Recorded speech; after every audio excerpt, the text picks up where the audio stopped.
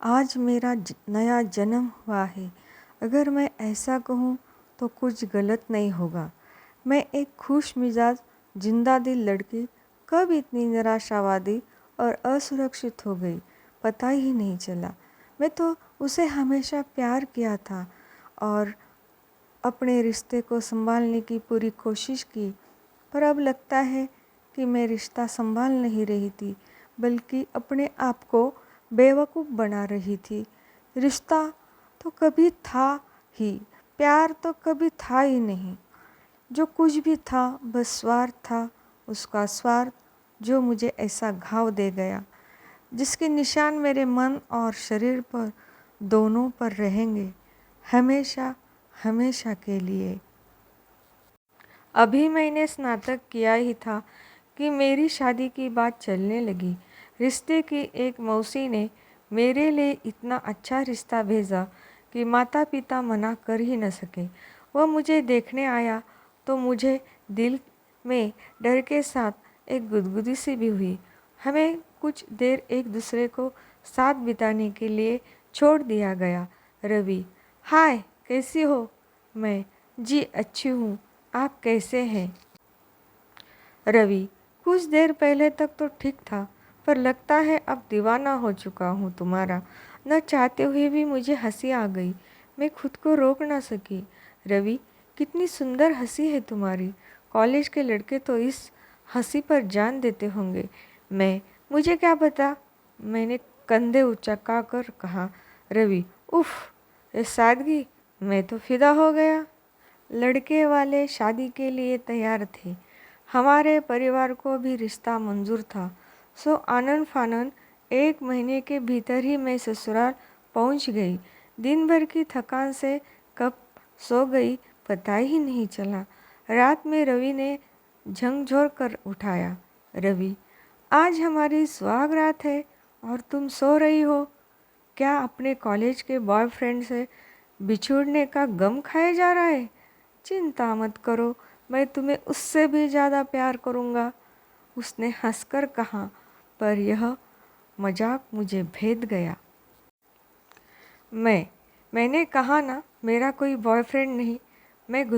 मैंने गुस्से से कहा। रवि: इम्पॉसिबल, आजकल तो बदसूरत से बदसूरत लड़की का चक्कर चल रहा है, फिर तुम कैसे बच गई? तुम तो को एजुकेशनल कॉलेज में पढ़ी हो ही नहीं सकता कि तुम्हारी किसी लड़के से दोस्ती न रही हो। कोई बात नहीं, पति और पत्नी के बीच कोई भेद नहीं रहना चाहिए। मेरी भी कुछ गर्लफ्रेंड्स थी, मैं तुम्हें इनके बारे में बताता हूँ और तुम मुझे अपने बॉयफ्रेंड के विषय में बताओ, ताकि कभी मेरी गर्लफ्रेंड मुझे या तुम्हारा बॉयफ्रेंड तुम्हें ब्लैकमेल ना कर सके। मैं: आप बार बार वही बात दोहरा रहे हैं। मैंने कहा ना, मेरा कोई बॉयफ्रेंड नहीं है। रवि: अच्छा बाबा, सॉरी, तुम सती सावित्री हो, पर मैं तो सत्यवान नहीं। मेरी गर्ल्स फ्रेंड्स थी, पर अब मैं वादा करता हूँ कि मेरी ज़िंदगी में तुम्हारे बाद कोई नहीं आएगा। उसने मुझे गले लगा लिया और कुछ प्यार भरी बातों कि जिससे मेरा गुस्सा जाता रहा। शादी के 1 महीने बाद मैं पति के साथ दिल्ली शिफ्ट हो गई। शुरू में इस तरह के ताने सुनकर लगता कि ये सामान्य बात है। शायद सभी पति अपने पत्नी के पुराने आशिकों को लेकर इनसिक्योर होते हैं, पर फिर धीरे धीरे। रवि: तुम उसी समय छत पर कपड़े सुखाने क्यों जाती हो जब सामने वाली बिल्डिंग में रहने वाला लड़का पढ़ाई करने छत पर जाता है? मैं: रवि, वो सुबह से शाम तक छत पर ही टहल टहल कर पढ़ता है। उसके एग्ज़ाम चल रहे हैं और वो मुझसे 5 साल छोटा है। रवि: तो तुम्हें उसकी उम्र भी पता है, यानी कि तुम मोहल्ले वालों से बात करती हो मेरे मना करने के बावजूद, और तुम्हें तो छोटे लड़के ही पसंद है ना? मैं: क्यों, तुम्हें ऐसा क्यों लगता है? रवि: जाने दो, मेरा मुंह मत खुलवाओ। मैं: नहीं, प्लीज़ मुंह खोल दो अपना, मैं भी तो सुनूं। आखिर तुमने ऐसा क्या देख लिया कि जिससे तुम्हारे दिमाग में ये बात घर कर गई? रवि, तुम्हारे मायके में भी तो आता है एक। मैं, संतोष, वो मेरे छोटे भाई की तरह है, मैं उसे ट्यूशन पढ़ाती थी। रवि, जरूर, ऐसे मुंह बोले भाई बहन बहुत देखे हैं मैंने, उसने मुझे झिड़क कर कहा। बात आगे ना बढ़ाने के उद्देश्य से मैं हमेशा चुप हो जाती और शायद मेरी चुप्पी ही उसे मेरी स्वीकृति लगती थी। मुझे समझ में नहीं आता था कि मैं उसे यकीन दिलाने के लिए क्या करूं। मैं अपने घर जाती तो वो वहाँ से भी मुझे कठपुतली की तरह नचाता। रवि, कहाँ हो? मैं, घर पर। रवि, आवाज़ तो गाड़ियों की आ रही है, क्या तुम कहीं घूमने निकली हो? अपने आशिकों से मिलने गई हो? मैं, मेरा घर सड़क के किनारे है, यहाँ गाड़ियाँ की आवाज़ नहीं तो क्या और सुनाई देगा? रवि, यार तुम तो बुरा मान जाती हो, मैं बस मजाक करता हूँ। अच्छा, घर पर हो तो सासू माँ से बात करा दो। मैं जानती थी वो सिर्फ कन्फर्म करने के लिए माँ से बात करना चाहता है कि मैं दिन भर कहाँ गई तो नहीं। मेरी भोली माँ उसे बता देती कि मुझसे मिलने संतोष आया या मैं अपने घर के बगल में रहने वाली फ्रेंड के घर गई, और ये बातें दिन रात मुझे सुनाई जाती। मैं मायके जाने से डरने लगी। मेरे फ़ोन रिकॉर्ड चेक किए जाते और रिकॉर्ड किए जाते थे। अड़ोस पड़ोस की औरतों से भी बात करने की मनाही थी। अब तो मायके जाने नहीं मिलता, या जाती भी तो पति के साथ जाओ और उसी के साथ वापस आओ।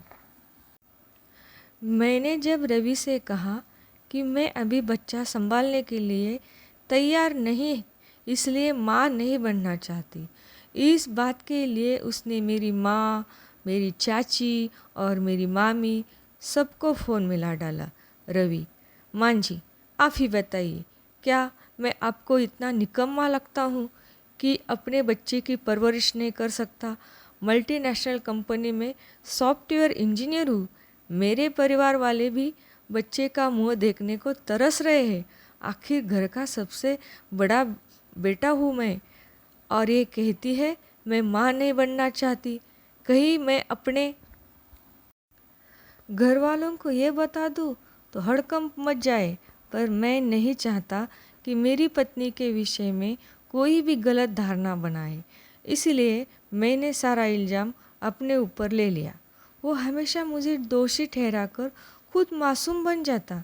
मेरी माँ, मौसी और चाची सब ने मिलकर मुझे यही सलाह दी कि पहले बच्चों को लेकर तो ससुराल में सभी को बहुत आशाएं होंगी, उन्हें मत तोड़ो, और आखिर में गर्भवती भी हो गई। यूँ तो मेरी सास कभी मुझे फ़ोन नहीं करती थी, पर जब भी करती तो बस यही ताना मारती कि मैंने उनका बेटा उनसे छीन लिया। मैं खुद नहीं जानती कि मैंने ऐसा कैसे और कब किया। उस दिन पड़ोस की एक भली औरत जो कभी कभी मुझसे हालचाल ले लिया करती थी, वो मेरे घर आ गई। सीमा भाभी, अरे सुनीता, तेरा कौन सा महीना चल रहा है? मैं, छठा। भाभी, अच्छा, अगर कोई प्रॉब्लम हो तो बताना, मैं तुम्हें डॉक्टर के पास ले चलूँगी। रवि तो अक्सर घर पर रहता नहीं है, ऐसे में कभी भी कुछ भी ज़रूरत पड़ सकती है। अपने आप को कभी अकेला मत समझना। रवि का नेचर तो बहुत ही अच्छा है, वह तो मुझे भाभी बोलता है और बड़े प्रेम से पेश आता है, वरना यहाँ दिल्ली में किसके पास किसी से हंसकर बात करने की फुर्सत है। भगवान तुम दोनों को सदा खुश रखे।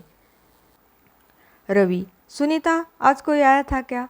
सिंक में पड़े चाय नाश्ते के कप प्लेटों को देखते हुए रवि ने पूछा। मैं, हाँ, बगल की सीमा भाभी आई थी। रवि, क्यों?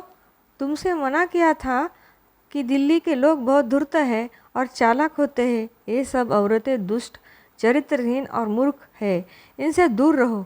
और उन सीमा का तो पड़ोस में रहने वाले लड़के से अफेयर चल रहा है, ये बात सारा मोहल्ला जानता है। पति के जाते ही उसे घर बुला लेती है और फिर मैंने तुम्हें उसके बारे में पहले भी बताया था कि वो तो मुझे भी लाइन मारती है, फिर भी तुम उसके जैसी औरत को घर बुलाकर चाय नाश्ता कराया। मैं, पर वो तो आपकी बहुत तारीफ कर रही थी और मुझे प्रेग्नेंट देखकर कह रही थी कोई ज़रूरत हो तो बताना। रवि, अच्छा, मेरी तारीफ तो करेंगी ही, मुझे फंसाना जो है। क्या तुम्हें लगता है कि वो तुम्हारा ख्याल मुझसे बेहतर रख सकती है? मैंने ऐसा तो नहीं कहा, पर कोई आ जाए तो क्या उसको भगा दूँ? रवि, हाँ बिल्कुल भगा दो। तुम्हारा पति मैं हूँ, वो नहीं। किसी भी बाहरी व्यक्ति से फालतू मेलजोल बढ़ाने की ज़रूरत नहीं। यहाँ की औरतें सब शराबी और बदचलन हैं और मैं नहीं चाहता कि मेरी भोली भाली पत्नी भी उनके रंग में रंग जाए। सुनीता, तुम बहुत सीधी और भोली हो। तुम्हें मैं दुनिया की बुराइयों से बचाना चाहता हूँ, इसलिए थोड़ी सख्ती बरतता हूँ। कोई बात नहीं, पर आज के बाद वो औरत आए तो बाहर से उसे हलचल देकर कोई बहाना बनाकर बाहर से ही भगा देना। यह कहकर उसने मेरे चेहरे को अपने दोनों हाथों में ले लिया और मेरे माथे पर चुंबन दिया। जब मैं तर्क देती तो वो मुझे इसी तरह निरस्त्र कर देता था। मुझे समझ में नहीं आता था कि ऐसा क्या करूं कि वो नाराज़ ना हो, दुखी ना हो और परेशान ना हो। मेरी माँ भी मुझे फ़ोन करती तो मैं गिनी चुनी बात करके फ़ोन जल्दी से जल्दी रख देती। सीमा भाभी को भी मैंने बाहर से ही टरकाना शुरू कर दिया। आखिर उन्होंने भी हार मान ली और मेरे घर आना छोड़ दिया।